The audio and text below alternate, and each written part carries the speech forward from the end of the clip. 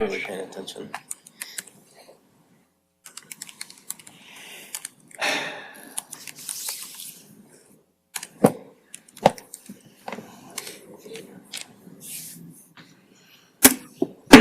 Okay, it's 5 o'clock. We're going to bring our June 8th, 2026 work session to order. We have one item on our agenda, and it is trunk sewer projects discussion. Looks like Travis is going to kick it off.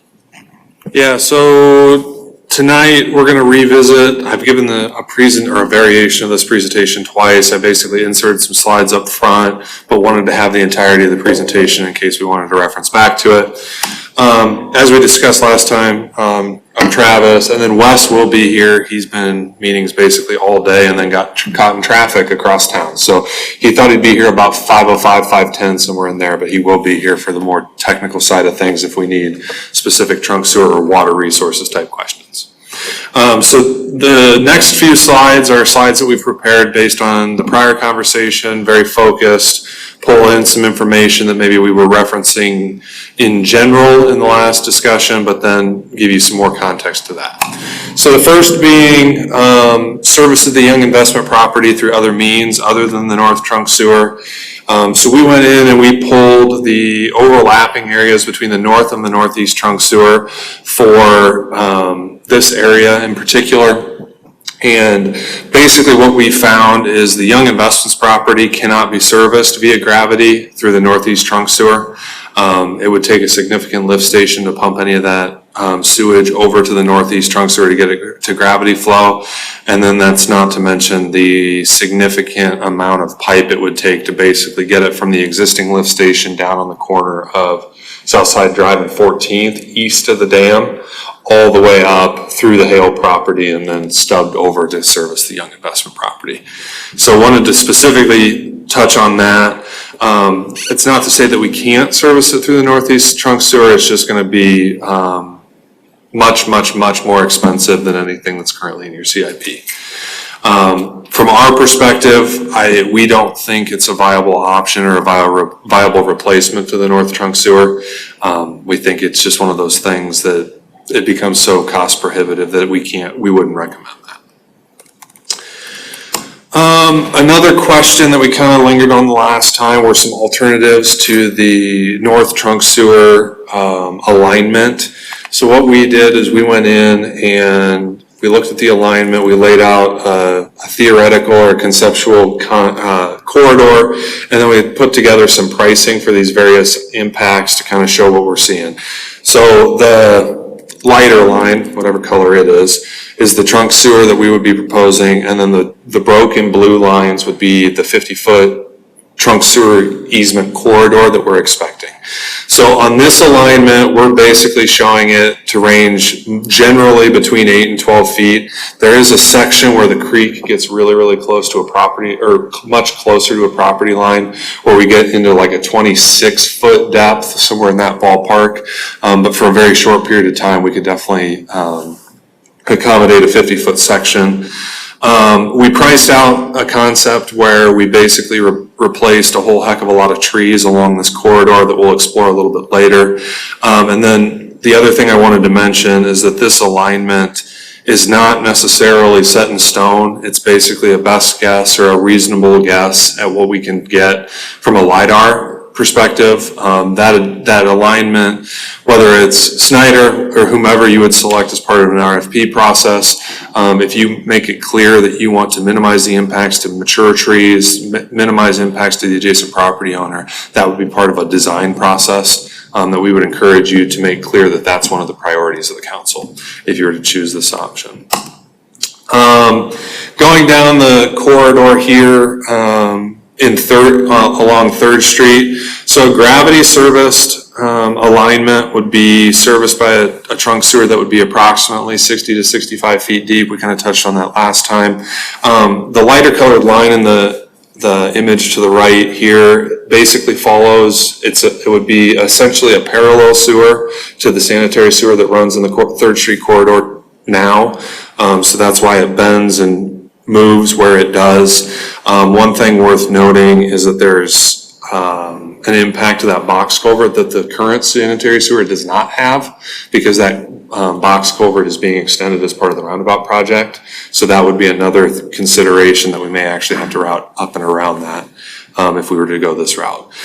Basically, the way that we calc this out is at a 60 to 65 foot deep, you're talking a 200-foot corridor, and that's what the broken blue line is. It's 100 feet on each side of the alignment to give you an idea how wide that is.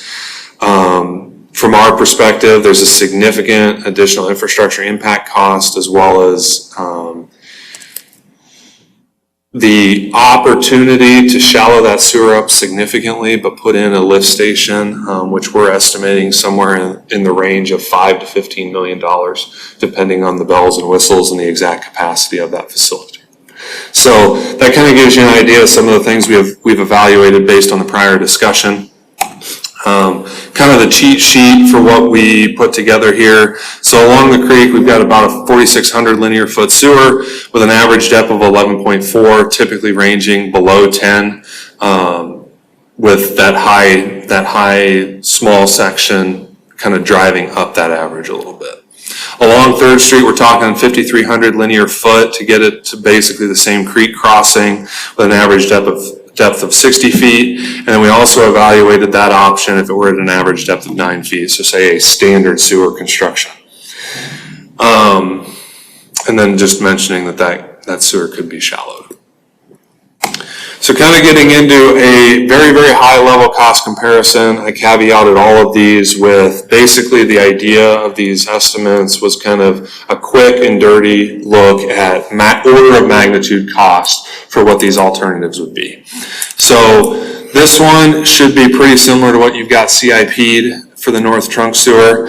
Clearing and grubbing, that estimated sewer cost, structures, manholes, permanent and temporary easement acquisition, surface restoration, erosion control, and then mobilization, engineering, and contingency. Just kind of building all that in. The big and major difference that you'll see between this one and what's programmed in the CIP is after the discussion last time, we went out and priced what it would be if and we would never install it this way, but basically if you took that 50-foot wide corridor and put trees 20 foot on center in every direction. Basically a grid of 3 trees every 20 feet across that entire corridor. We came up with 830 trees at about $500,000. So to kind of give you an idea of what that would be if you wanted to put back trees, given they're not going to be mature, but we could select a mixture where you've got some fast growing maples and then things like swamp oaks and white oaks that are a little slower to mature and give you that variety and that variety of age and lifespan.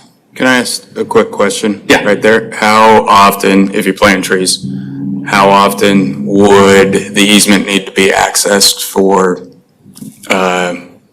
just different repairs and so on?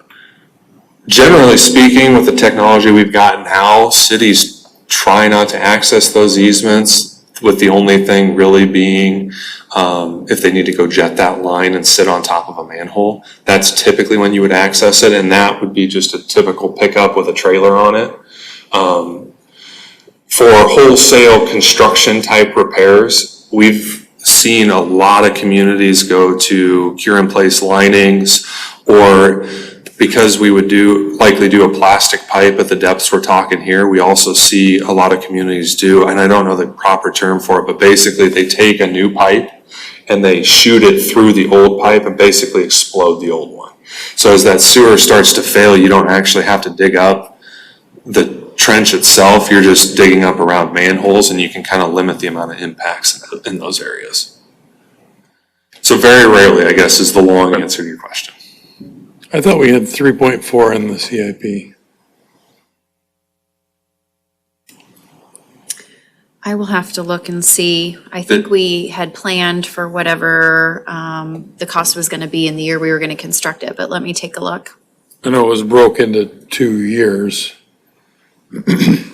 I think that's the reason I want to caveat that too is, this is very surface level, high level stuff. I want to give you a high number to be fair to all of the options. So I'm estimating them in the same general principles. So I think it's more of a comparative number versus comparing back to your CIP. We'd have to dig into the nuts and bolts details to give you a firm number, but I think this is probably high. Rob, just to go back to your question, I'll look and see what we have in the CIP for fiscal year 27 budget. We have 1.8 million programmed. And So we 3.6. estimated that. I don't know if it's equal dollar amounts, but we estimated that based off of a construction, like a preliminary construction schedule if we were to start in the near future. But let me answer that for you just a second. Would we have had the $500,000 in there for, were we gonna replant the trees anyway? We probably would have had that under contingency items. Okay. So that is one of the things that I think is worth noting is this number basically compounds the cost of the trees. So you've got the $500,000 added in plus a 15% contingency added on to it. So that $500,000 is actually 1.15 times $500,000, whatever that quick math is. The way that this is very high level estimated. So can you explain to me how the trees get replanted in that area? You say they go off in every direction. Do they end up on top of where the trunk sewer is put in? So the way we laid it out, they could. It's at least, I think the shallowest it gets is 7 foot deep, and generally speaking, you're not gonna have issues with roots at that depth. You'd be more concerned if you were pulling services off of it at that depth. But I think really what I'm trying to illustrate here is the cost it would be if you went hog wild on trees. Like it's the highest level of tree density you probably could put in there with very little consideration given to pipe alignment or something like that. I'm just trying to give you like the highest number cost if you wanted to go in and just go absolutely crazy with trees. Okay, we actually have the Northeast Trunk Sewer programmed in the CIP for fiscal year 27. My recollection is the council chose to do that because it was the most expensive of projects. When a decision is made, we really need to amend the city's CIP to reflect the accurate project you're going to construct. And then, yes, for fiscal year 27 budget, we have 1.8 million budgeted.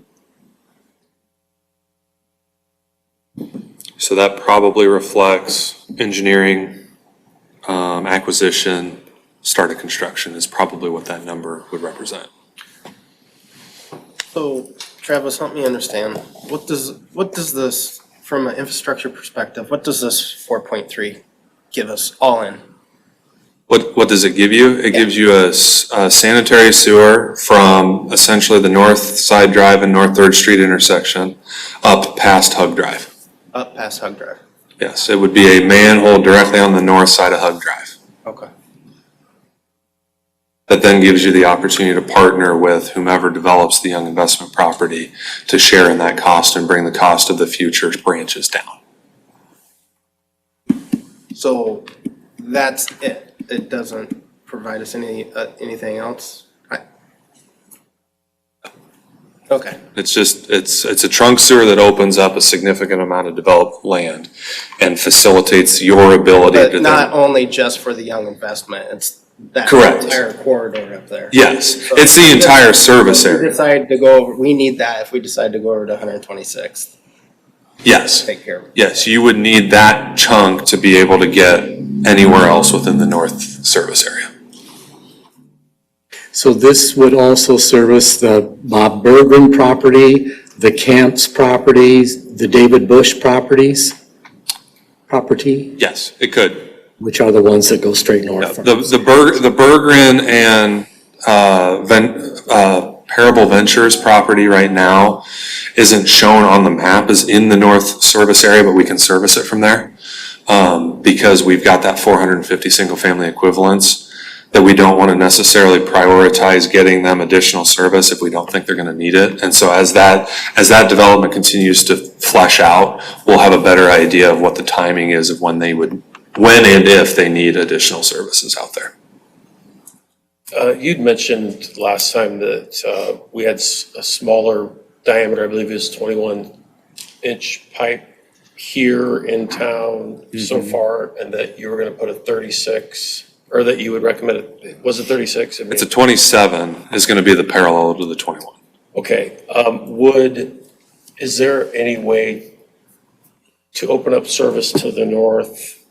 Is there any way to put bigger pipe in here?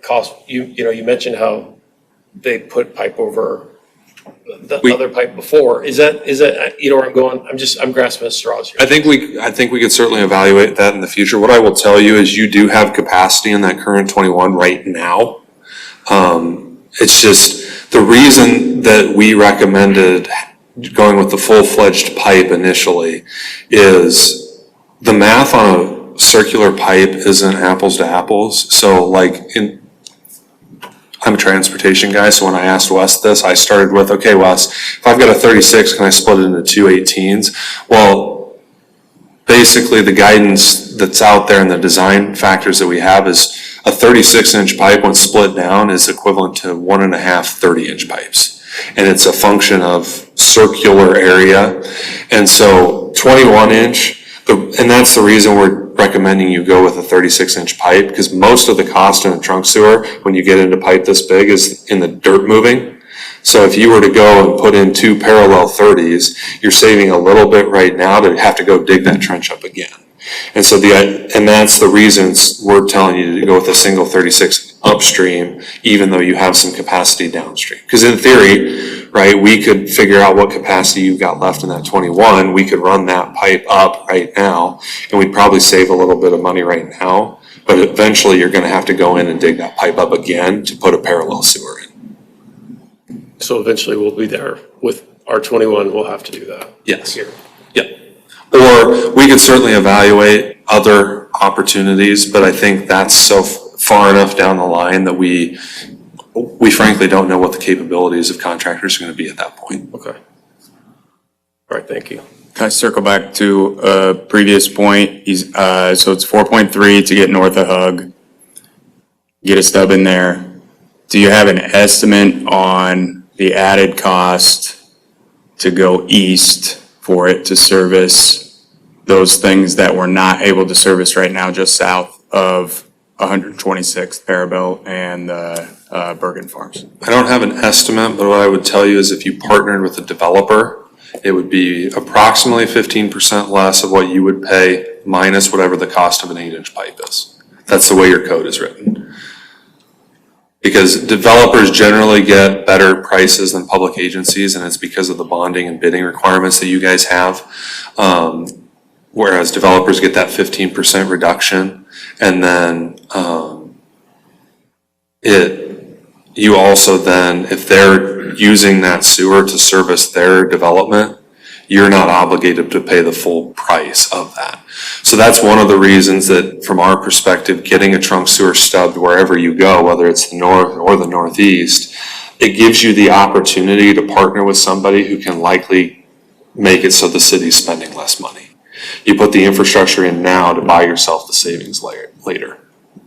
Travis, don't you have this information in the report that was done? I'm looking at your estimated costs right now for segment 1, 2, and then the downstream improvements. So segment 2 is probably close. Do you know, can you remind me what page that's on, Chelsea? It is on page 11 of the north and northeast trunk sewer. So segment 2 is 11.4 million, and let me get back to my map here. So segment 2, to give you an idea of what that 11.4 million is, the red. So from here all the way down the creek to here is the 11.4 million. So we didn't actually price out the branches. So it would be a portion of the 11.4 and then this branch sewer that goes over here. Can you humor me and do me a favor? Yeah. Ballpark with your pointer where that stub's gonna be. So that's gonna give us 4.3. And if Yep. we wanna go over to where James was talking about, we're gonna have to pay a portion of that section 2 plus over there. Yep.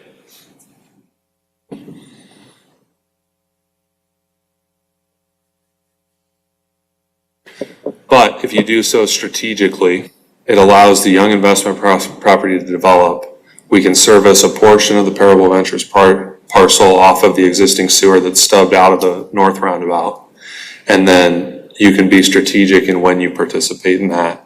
And hopefully I mean, we're prospecting at this point, but it gives you the opportunity to be able to pull the trigger when all of that falls into place. And do we have a better indication on their plans? I thought one of the primary follow-ups from one of our first meetings, a few of these are running together, but was to have more conversations on how palatable commercial development was that would feed into this trunk sewer. And I know we've gotten inquiries. Is it anything more than that? I would say we've received a number of inquiries for the Young property over the years, but the Young property is significantly residential. Parable Adventures, I would say, is the closest parcel in the north trunk sewer area to be developed. If you all recall, you've been through the rezoning for that, but you've not approved a preliminary plat. I anticipate that of all of the projects that we've had inquiries for, that's going to be developed the first. I know I'm speculating here, but they've put the most investments in design and engineering so far. We've received inquiries for the Bergeron property over the years. Nothing substantial has come out of that, but that's going to be immediately adjacent of your city limits. So, I mean, more than likely that property will develop someday. And then we've not received any inquiries for the Camps property. And then also as currently shown, the northwest quadrant of the Hug and 3rd Street intersection is commercial as well. So you would have immediate sewer availability that could potentially spur something like that. We've not had any serious inquiries on that side of the creek, but I will tell you, most of those conversations start and end with, when can I expect sewer service?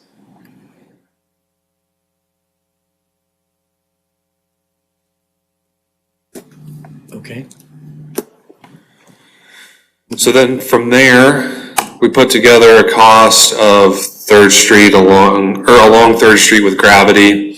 The big caveat to this is purely if this were a pipe in the middle of an open field. It does not include any consideration for what the value of some of the homes could be, narrowing that corridor to work around some of the buildings and other things, and it doesn't include any of the impact to infrastructure. So you've got to cross 3rd Street, you got to run it directly adjacent to 3rd Street, and you've got to cross other side streets as well with a very, very deep sewer. So that 8.5 million, I don't think is representative of the true cost. I think the true cost is almost impossible at this point to estimate, just simply because I think the impacts are significant. Wes and I were talking a little bit last week, and at that depth and at that impact, trenchless construction may actually be more economical than trenching it in. So that would be one thing that we would need to dig into a little bit. But I think the number that you see here is probably significantly lower than real cost. And then the final one we looked at was 3rd Street with a lift station. So this one, clearing and grubbing would be less than along the creek. You'd have a little bit extra pipe that's a little bit shallower, so that more or less comes out in the wash. The structures and manholes are a little bit higher than the creek, just simply because there's more length. You'll need a couple more. The permanent and temporary easement, so we're using the same corridor width, but the difference is when you're running along those creeks, we used the estimated value of the land we acquired from TCI at the intersection, which was 50 cents per square foot, because it's a heavily wooded, basically unbuildable piece of ground. Whereas when we estimated this, we did valuations of $5.80, which is the valuations for the easements we acquired along the east side in the residential homes, because that's the land that you would be acquiring in this scenario. So that's why that number maybe doesn't jive, even though the corridor areas should be fairly similar. Well, in our estimation, it would be a significantly more valuable acquisition in this area. Surface restoration and erosion control, there's a lot of pavement in this area. So we kind of knocked that number down. We've got the engineering and estimation, or mobilization, engineering, contingency like we've got before. So that's 4.033 million. The caveat to that being, We have no pavement in this estimation. We don't have upgrading to a trenchless construction to accommodate saving the pavement, so that number is going to be higher. And then the other piece of it as well is, like I mentioned, a lift station to service the amount of pipe that we're talking about. Could range anywhere from $5 million to $15 million, depending on the exact specifications, when it's built, those kinds of things. So that, when I say several million, you know, 5 to 7.5 million probably gets you something that looks very similar to the lift station at the Quick Star, maybe a little bit more. But then if you go up to 15 million, you're talking about an architectural building that kind of fits in with the residential neighborhood that we're anticipating in that area. So then, I guess the long and short of it is, this is the summary of what we put together. And those are the slides I prepared to specifically address questions. The idea was that we would specifically address the previous conversation and then open it up for any other questions or discussion that you guys would like to have. I've got my CAD file open. I've got Polk County GIS. I've got our report open. And then Wes has a handy dandy spreadsheet that if we want to start playing with sewer depths to see how wide and how much play we have with that corridor, we can do that as well. So be happy to answer any questions. That's a quick one right here. So on this slide we're looking at right now, the first one, 4.3 gets us north of Hug. So along 3rd Street, the 8.5, where does it get it to? It gets it to the exact same point. I routed it up 3rd and then down Hug on the north side, and I terminated it right at the creek crossing. So we could go apples to apples. Now, there is an argument to be made that we could possibly stop it at Hug Drive and that reduces some of the cost, but I think the difficult parts of both of the latter two options come between Northside Drive and Hug Drive. And a lot of the cost associated with it probably comes from between those two intersections. But what would our cost reduction be then doing that in order to add the branch line over to 126th?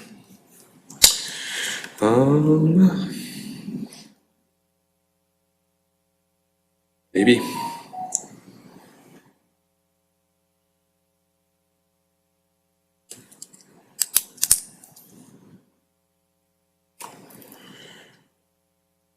So we're talking, call it 1,700 feet.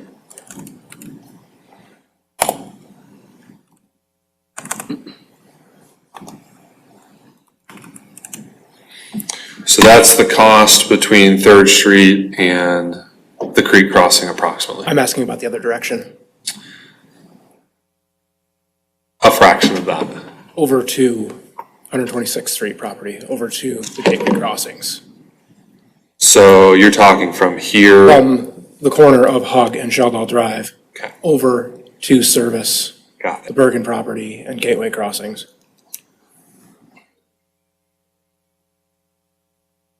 We're here. If we follow the alignment that they had originally shown, you're at 1,000 feet. So 400 grand, if you built it yourself. So then you would step down from there if you cooperated with a developer to do it that way. But we're also then saving the cost of having to build that branch line over later. Yes.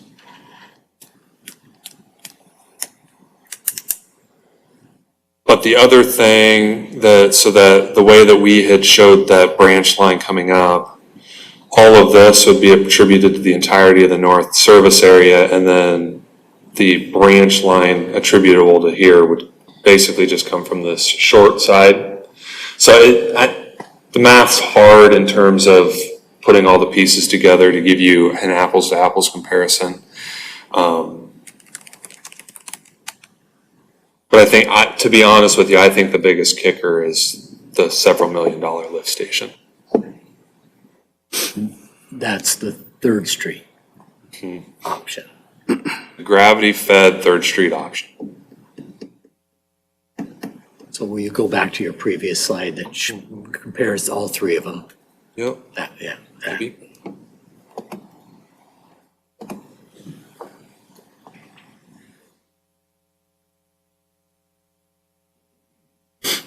I think pumps of that size, I think the 5 million is probably about as low as we could possibly go. And I don't feel real confident in that number. I think it's probably closer to the 7.5. So you get two that are sort of equal in the amount, 8.5, 7.5, but the one doesn't involve tearing out trees along the creek. So the top one is an all-in cost. The bottom one that is similar does not include accommodations of the pavement. So that could be trenchless, that could be trench construction where we rip out portions of pavement driveways.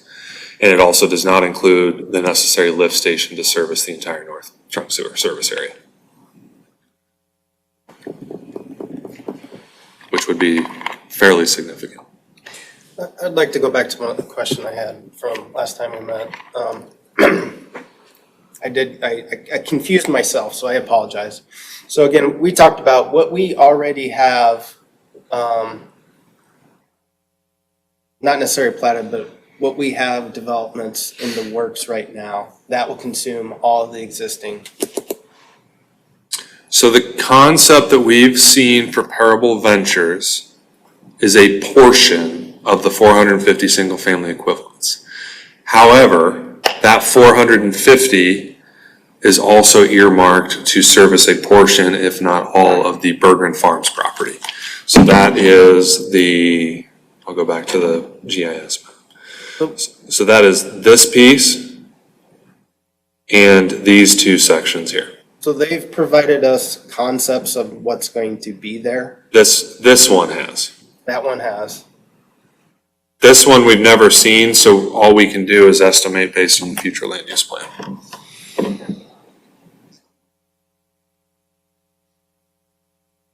Which doesn't really help because single-family residential is it's basically 1 to 4 dwelling units per acre.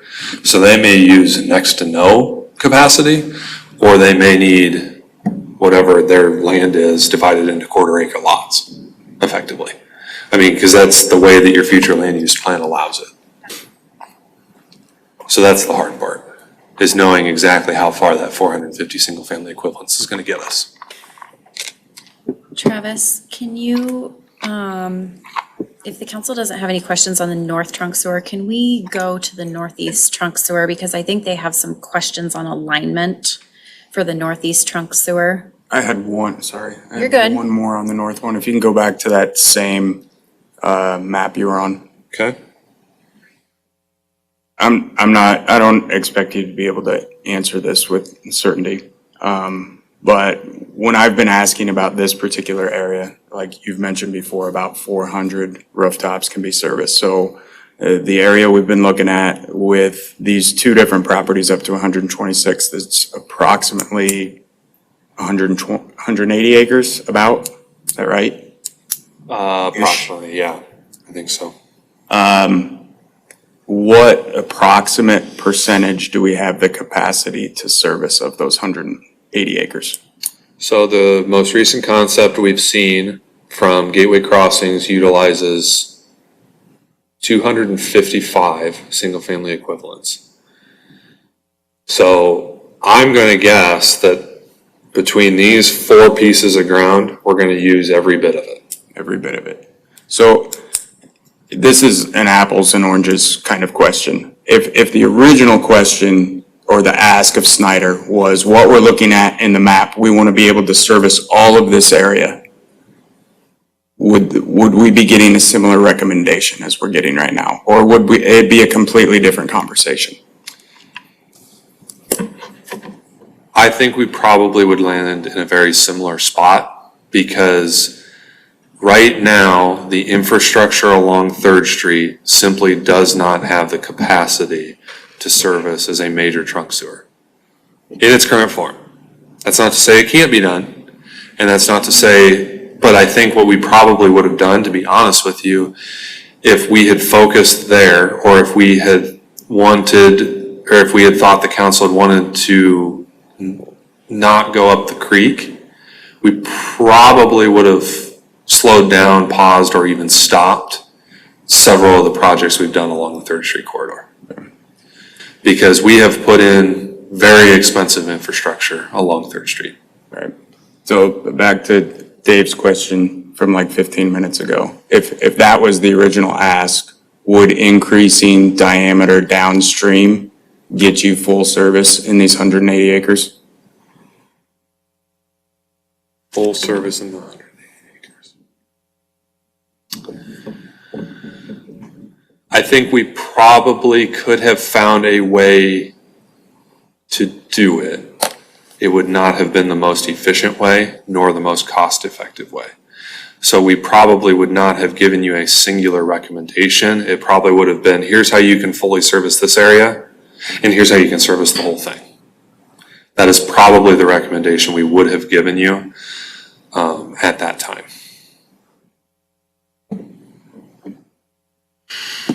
Because I think what we're recommending, A, cuts down on the amount of duplicate sewers. B, we feel is the most cost-effective manner and the least impactful manner to service a large area.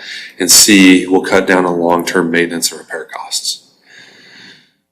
Because the bigger sewers, I guess, aren't inherently more maintenance, but the maintenance costs more. It's going to cost more to line a 10-inch sewer than an 8-inch sewer. It's going to cost more to line a 24-inch sewer than an 8-inch sewer. So the fewer big sewers you can have, the better.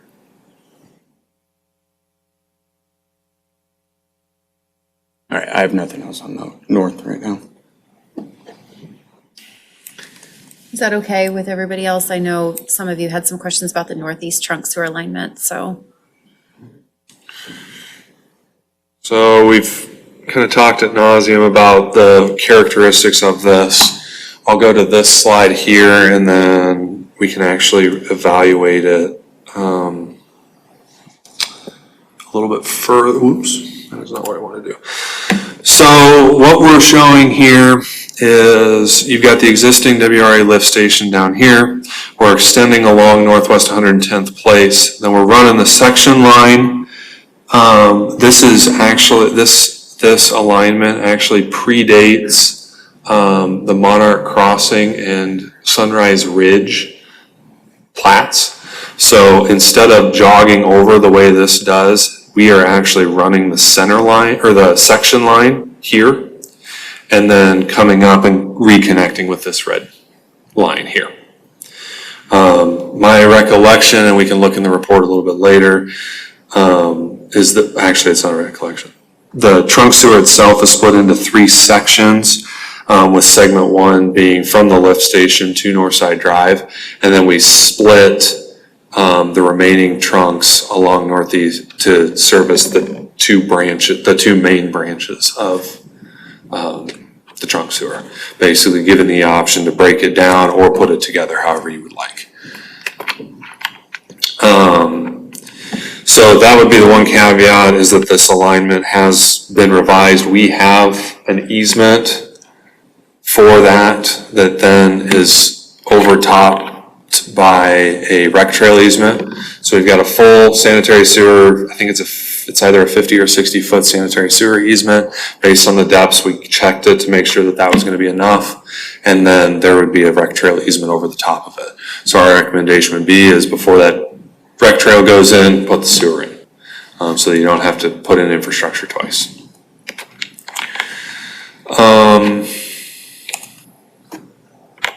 And then what you're seeing here is what segment 1 is.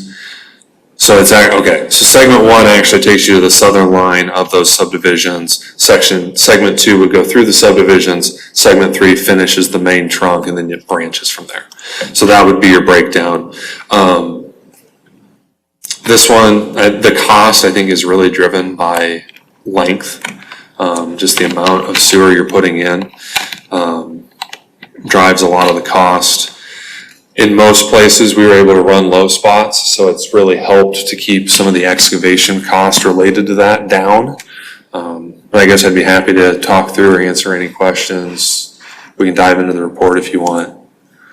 What questions do council have? Can you talk about the overlap you have with the north and the northeast trunk sewer? So that one is probably going to be the easiest if I can get my CAD file to cooperate.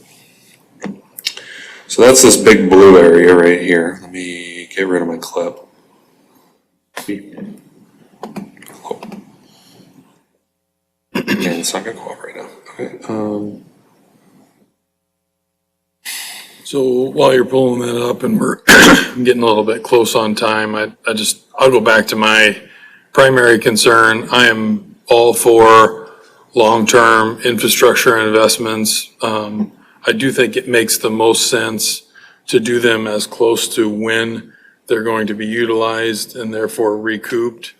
And I guess I haven't really heard much that changes the fact that we don't have a whole lot of pending work that not doing this will stifle. So, and I think I do think these are good discussions, and the point about a lot of the infrastructure that we put along Third, making these type of connections more difficult since that's already been broached.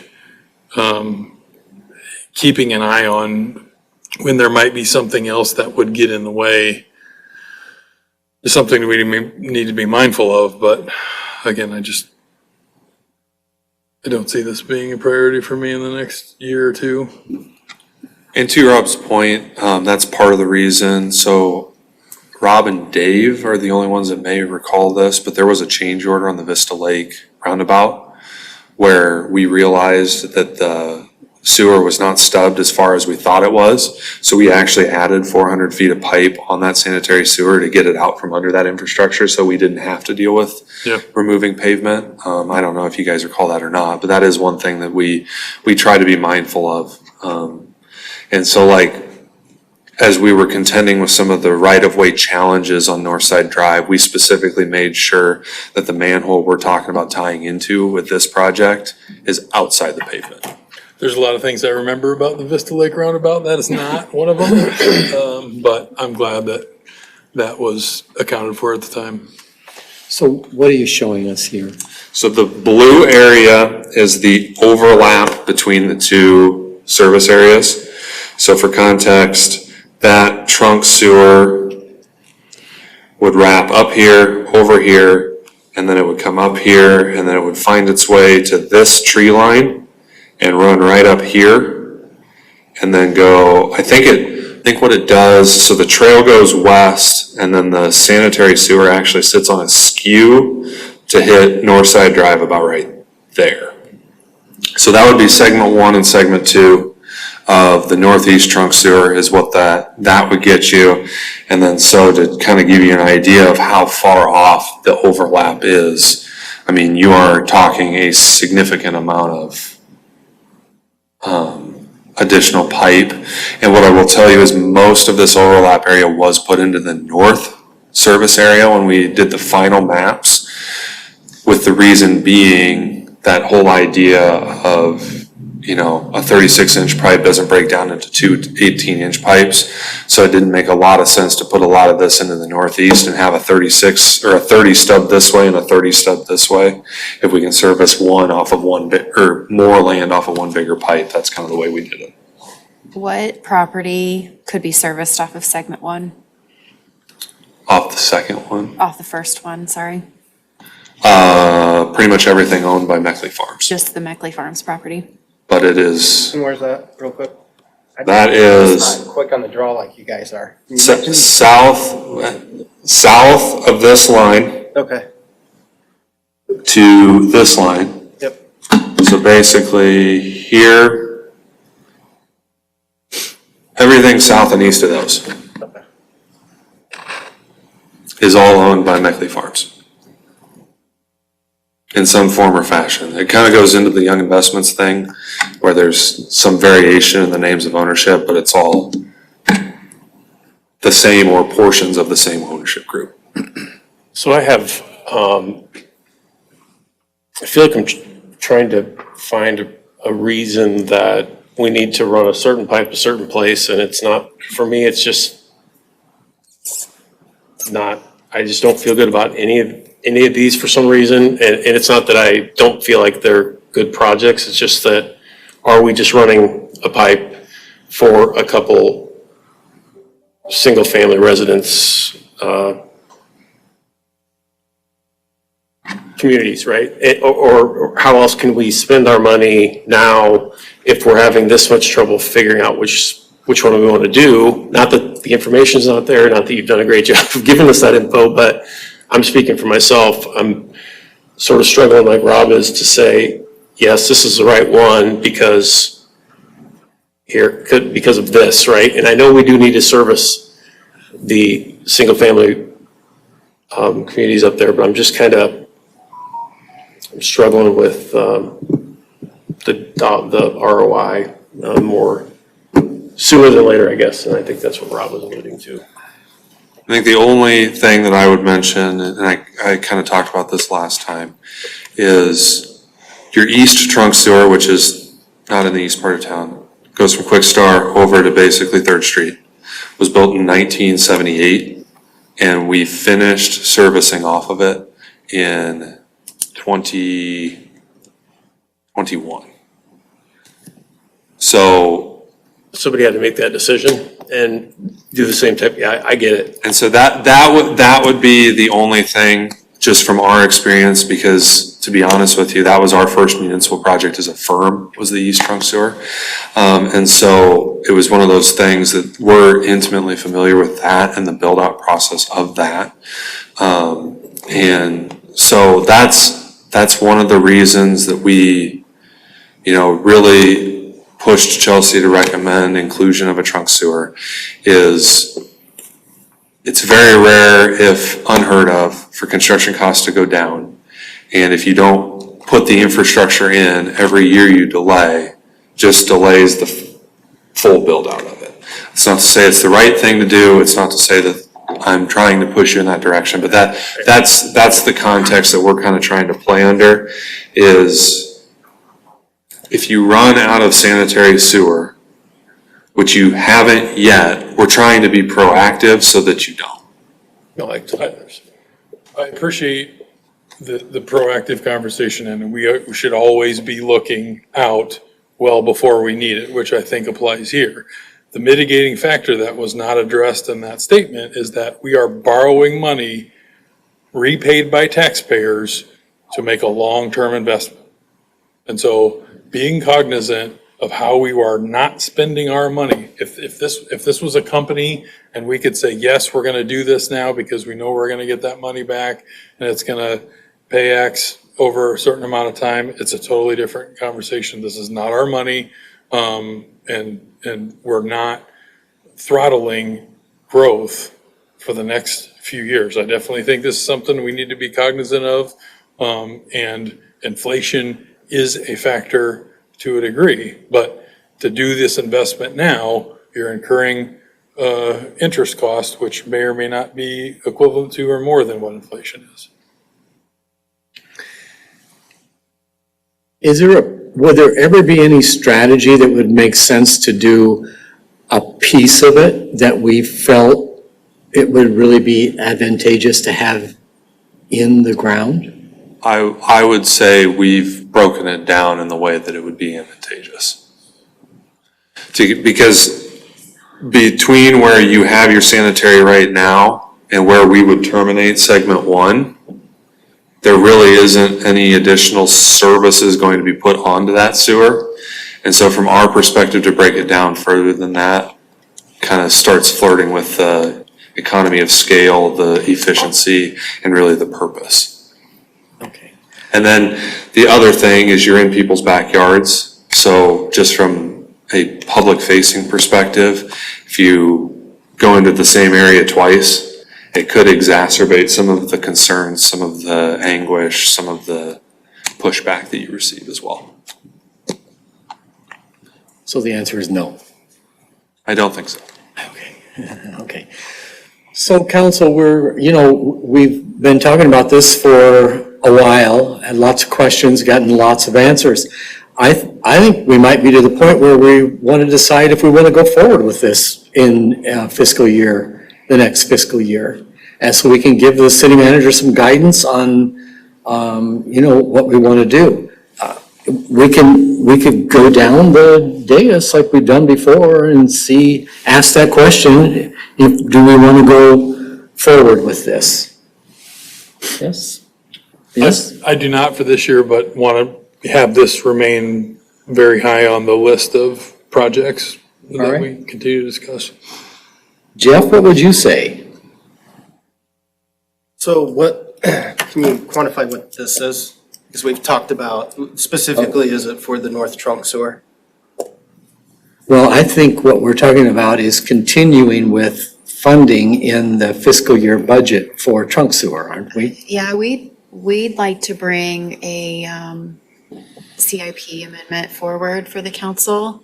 And if we know how we're gonna amend our CIP, if you're gonna do something other than what's in next year's budget too, we probably need to talk about a budget amendment. But looking for any direction on what you'd like to see in a CIP amendment.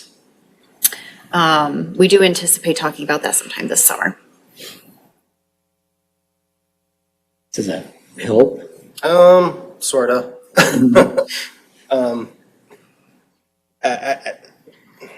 This is a tough one. Rob brings up a lot of good points. Unfortunately, I think individuals before us and individuals in front of us are going to continue to have to make these hard decisions, and that's part of being a leader. And it's a tough decision, but strategically, long-term, I feel like it's the right thing to do to proceed with the investment, so I'm a yes. All right, thank you. Dave, I'm on next year, please. you're on a what? Next year, like revisit it next year, because we're gonna have to do this, to Jeff's point, we're gonna have to do it eventually. It's gonna have to be done. Somebody's gonna have to eat the elephant. Okay, so that's a yes then. That is the next year. Same as Rob. You want to talk about it for like Later. fiscal year 28? Yeah. Okay.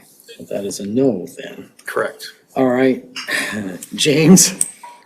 A straight yes or no, I'd be a no on moving forward with any of these specifically right now. It doesn't mean don't want to have conversations over the next couple months to really look at the overarching future land use. And I know it's been 9, 10, 11 years since that's been looked at. Some of my hesitation goes to looking at wide swaths of areas north of town and looking at specific breakdown of how that particular property would be used and what's realistic for commercial use, industrial use, residential use. I'd like to have those conversations in more detail with this body before I can make a decision on any of these specific trunk sewers. Okay. That's what I was trying to say. And we can do that, and I think that's what we're suggesting that we do, that the conversation not stop, just for some guidance going forward. We give Chelsea some kind of guidance tonight. Nick, what do you think, a yes or a no to? I would be a no. $4 million is a lot of money to spend right now for servicing just what will be residential. Until we know more about what Parable Ventures, Gateway Crossing, and Bergen Farms want to do, I don't think this is a wise investment. Okay, Chelsea, does that give you the guidance that will help you? Yes, I think what I'd like to do is proceed with our CIP amendment. I anticipate us talking about that at the next work session and amending the CIP. Would you all be supportive of us bumping that 1 year? Like, do you want to have the conversation the following year? Does that work? And do you want me to keep the Northeast Trunk Sewer programmed? Because I think the thought process of the council when you did that was the most expensive segment, and it allowed you more flexibility if you program the more expensive segment. So personally, I'm all about commercial. So however, if we could spend money for a trunk sewer to get more commercial, and we all are aware that we need to do that. My thought would be, we could keep it in there, reassess, but I also don't want to have to amend our budgets as we move forward as well. So reassess what's developing, what we've learned, and where we can spend the money most wisely. Okay. So from my standpoint, when he was pushing everything back a year, I thought we prioritized the north over the northeast because we thought it had the most commercial near-term viability. You prioritize the northeast in the CIP, and then the direction you gave us at budget time was to do the north and to do an amendment to the CIP, which we have not done yet, and we need to move that forward. Because of the commercial viability, correct? That's what I remember. I think staff was recommending the north because we had that many inquiries for development in that area. Okay, so that would be my answer, but if that changes, which it could very well tomorrow or next year or 5 years down the road, is push everything back with the top priority being what leads to the most near-term commercial development. Okay. That sounds good. We can work on an amendment. Thank you. Okay, Thanks, Chelsea. Yeah. Thanks, Mayor. all right. Good job. Yeah, and Travis, thank you for all the work you've done the last Thanks, two Ken. work sessions. Yeah, appreciate it. Okay, so we need to wrap it up and give everybody 5 minutes. So I'm going to ask for a motion to adjourn the work session. And a second. All in favor, say aye. Aye. And any opposed, same sign. And we are adjourned until 6 o'clock. Thank you.